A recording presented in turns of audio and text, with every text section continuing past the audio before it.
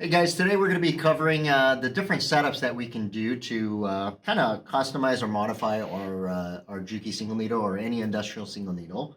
Right here we have pretty much about a good 80% of the feed dogs and the plates that are available for you guys to convert and kind of mix and match and use to help sew the projects that you guys are working with, whether it's a very fine, delicate material, lightweight, medium weight, stretchy, some denim, leathers, and so forth. So this is a good arsenal to have to kind of be able to assist you with getting through some of those harder projects with one setup. Okay, so right here in this category, we have the standard ones as well as the fine. This one is our medium class, and this one is going to be our heavy class. Okay, so I wanted to separate these so you can kind of see if I use a bigger feed dog for heavier garments like denim or so forth, I need the matching plate to accommodate that bigger size feed dog. Okay, so there's pretty much 3 tiers. Okay, heavy, medium, and your regulars. Okay, so let's focus on the regular side because we have a few more options. Okay, so when you get a industrial machine, it comes built, or it comes defaulted with the factory standards, which is going to be the standard needle plate with the standard feed dog.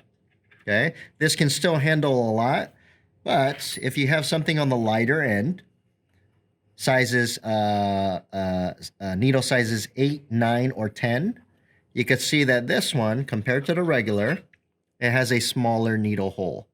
Okay, an opening for the needle to go in. Now, the reason why we would want to use that only for sizes 8 to 10 is if we're working with, let's say, a very delicate fabric. When we stitch with something like this, as the needle goes in, the fabric goes in together inside of that hole, okay, which causes kind of like that ruffled look or that wavy type of look on delicate fabrics. So that's where we would use the smaller needle plate, okay? Along with the smaller needle plate, if you're working with delicates, this is a fine feed dog. You can see that the teeth on the feed dog are not as coarse as your standard one.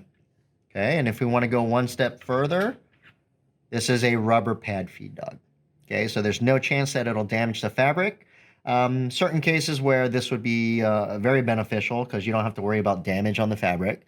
You don't have to worry about the fabric going in between the groove of the teeth.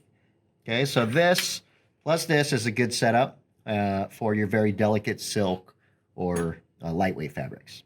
Okay, this one right here is the same as a standard. Only thing is it's coated with a Teflon coat. Okay, so Teflon is used to kind of prevent any stickiness. So if you're working with any type of fabric where, let's say on leather, you have one raw side and one side that has that sticky texture. So you would want some sort of Teflon coated part to allow it to slip straight on through instead of adding a drag. Okay, so the plate would help it not stick from the bottom side. The Teflon coated feed dog would help it not still grab that fabric, but the edges aren't as sharp, so it would leave less marking. And then on top of this, the perfect combo would be the Teflon foot. So bottom side is, there's no drag on the bottom side, and the top one, which is the most important, you would use a Teflon foot to minimize any drag on top and bottom. Okay, so you have a good selection on the standard stuff. You don't have to change anything. You could use all the same plates. Any one of these feed dogs will work with any of these plates up here on top. So you can mix and match however way you see fit. Okay, moving on, we have the medium-sized feed dog. Okay, a little bit more coarse, a little bit more contact. If you really need to grab something and kick it back. Only downfall on this one is going to be what the biggest stitch that you're able to sew. Okay, so if you look right here on your industrial single needle, you have how long, you have your stitch length adjusting dial. So what this is going to be is on this medium feed dog, you could take it to about a 4mm stitch.